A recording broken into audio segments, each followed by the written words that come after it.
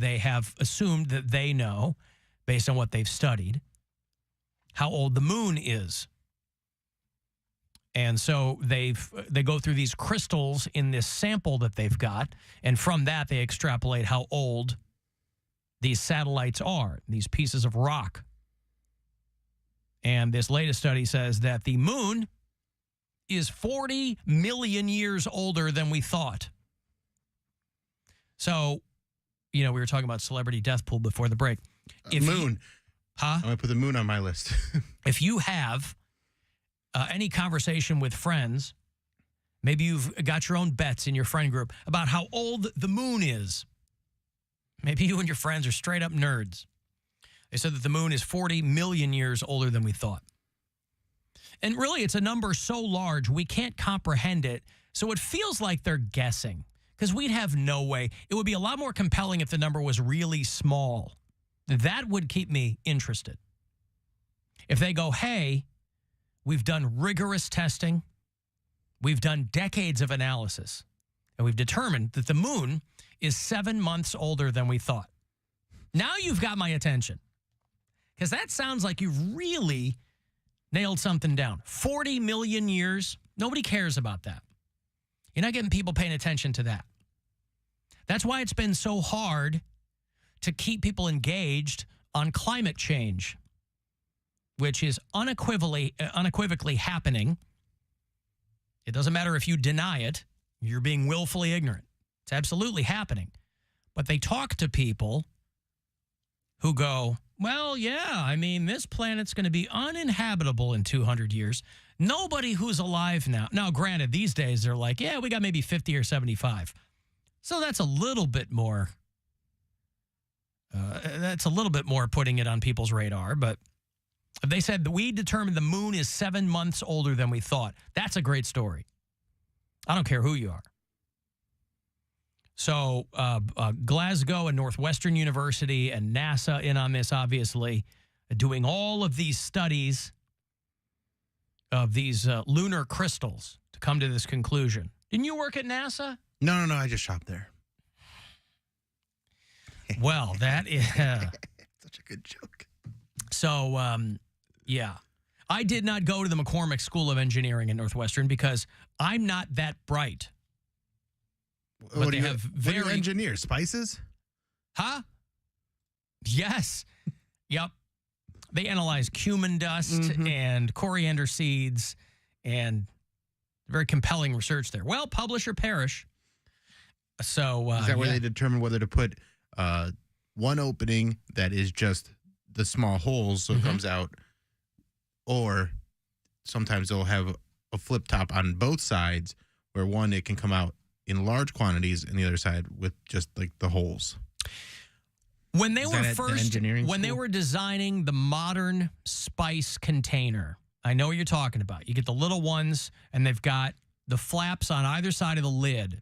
And one of them for smaller, it's got the 3 little holes so that you can more surgically apply your spices. And the other one just comes out in big wide open mouth part, right? Which part do you think they did first? Probably holes first. You think they did holes first? I think, well, no, probably the wide mouth. And then they go, this is too much. We're overdoing it on a regular basis. So we need a little bit more control. Okay. Because, Poundcake will talk about how white people have no seasoning in their foods. And so you have to wonder if they started with the holes or the wide mouth. Well, maybe you don't have to wonder. I wonder. Like I said, I'm not that bright. These are the kind of things that keep me awake at night. But again, I don't know what the McCormick company, that's got to be owned by somebody, some big conglomerate. If it's owned by Stouffer's or something local, maybe we could figure that out. Oh, it looks like it's its own company. All right, well, what do I know? Also, the fact that white people are somehow known as not having spices when the British Empire literally worked to steal it, took over a third of the globe in the name of spices is really disrespectful to our culture. Because they knew they didn't have spices, and they're like, oh, man, They throwing down over there. We ain't invited to the cookout? Fine. We'll just take over yours. And then y'all been doing it ever since, so. Well, and again, I have to recuse myself from that conversation because my dad was from the Deep South, and he absolutely knew his way around spices. So when my dad would, what's that? Nothing. Continue. When my dad would cook, you knew what was in it. It was pretty good. Like, I have been fortunate enough to be raised by a black mother and a black aunt, and my whole family, my mom's side of the family is all black. So I always knew soul food growing up. I don't know what my dad's side of the family is like. I've never been to a cookout that he was throwing. I've been invited to other cookouts, but I don't know if he can cook. What if you found out your dad was an amazing cook? Now, everything he made was infused with an amazing array of spices and flavors. It just made your mouth and brain explode. And he was your dad. Now you, knowing you as we do, you would take credit for his culinary abilities. Well, you take credit for other people's achievements. From what I inexplicably, but that's what you're on record as doing that. From what I heard, my grandmother on my dad's side, my dad's mom was authentic Italian cook. Like she made great Italian food. I think she's first generation American, so I don't know does that mean that she was born here or that was first generation means she was born here. Okay, she wasn't born here. So she grew up in Italy and then moved over here. So from what he told me, she's an Italian immigrant. Yeah, from what he told me that she was a great cook. And I met her later on in life before, and her mind was already deteriorating from the Alzheimer's. So, I didn't really get a chance to explore it. So if he took a little bit from her and has a little of that in him, then that's great. But I don't know if I would trust it. She's no longer with us, so I don't know if he's doing it correctly or not. I always love when somebody's like, "Oh, my grandma is the best cook," and then you have their food and you realize they just love their grandma. And it's like your grandma's actually a terrible cook. You just love your grandma, so you think this is nostalgia food. Well, unless you have, when I was a little kid, people in my family died young, so I grew up going to funerals. So you ate a lot of funeral food. Mm-hmm. So to that point, I felt really confident in the belief that my grandma was a great cook.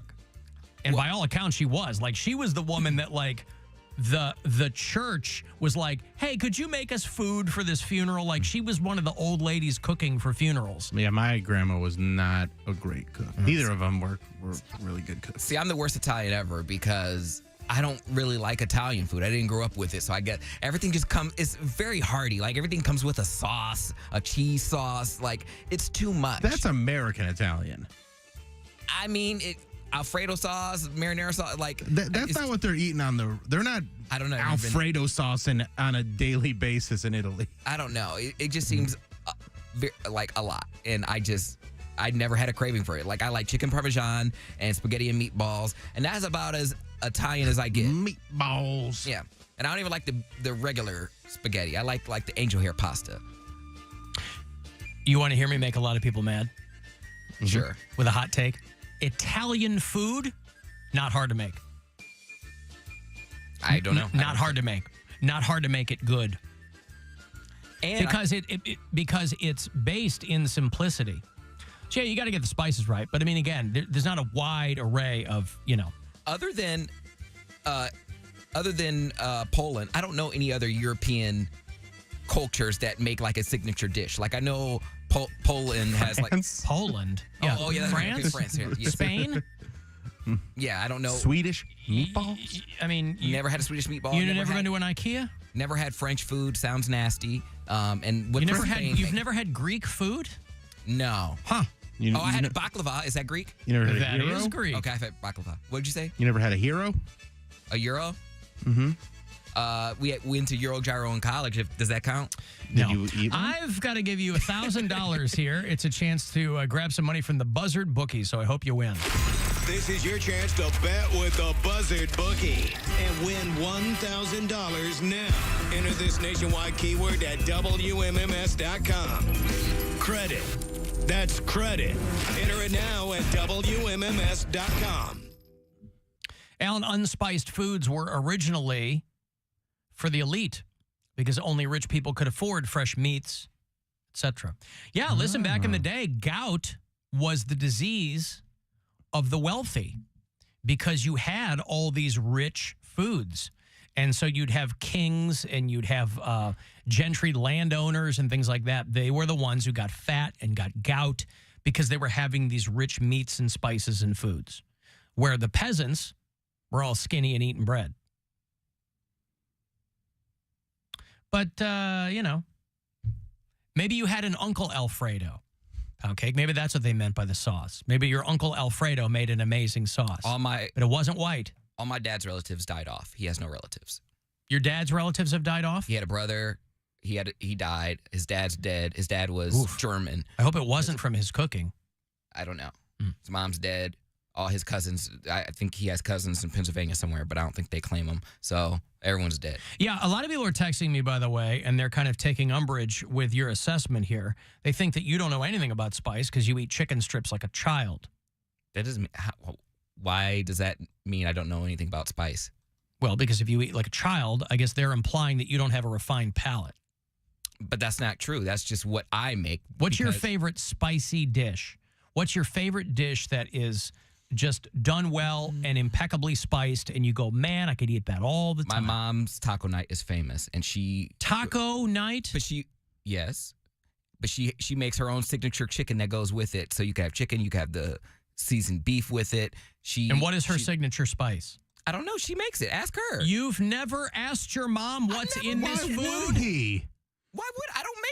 You've never asked your mom. I can't believe the questions people don't ask. Why would I ask that? Why wouldn't you? Mom, because she's making it. Mom, this is great. What's in it? Never asked. The most common question in the culinary universe. This is amazing. What's in it? Nope, never asked. Wow. My mom's greens is on point. She just puts it on the plate. You eat it. Thanks, later. My mom's greens are on point. She makes it with the whatever recipe my grandmother did. Because I remember when I was a kid, I used to help her pull the greens, and we lay out the newspapers on the floor, and then we would put the stack of greens on top of that, and it was a big pot of greens and had bacon and stuff in it. So I've had that.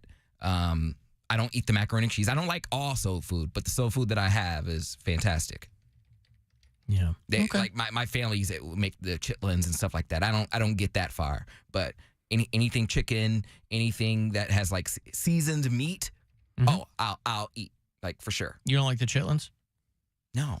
I mean, those can be seasoned properly. Those can be delicious. There's people in my family like pig's feet. Yeah, pickle pig's feet. No. All right. Okay. Well, the secret of Poundcake's mom's amazing tacos remains unsolved. But that's okay. We'll probably never have him. I was gonna say, he's keeping it all to himself. Keep acting like that. I'm Fine. going to bring you now. Yeah, it's all Taco Tuesday around here now. I'm going to break. You want to send a text, 35192. You can watch at AlanCoxShow.com, and we'll be back. It's the Alan Cox Show on 100.7 WMMS.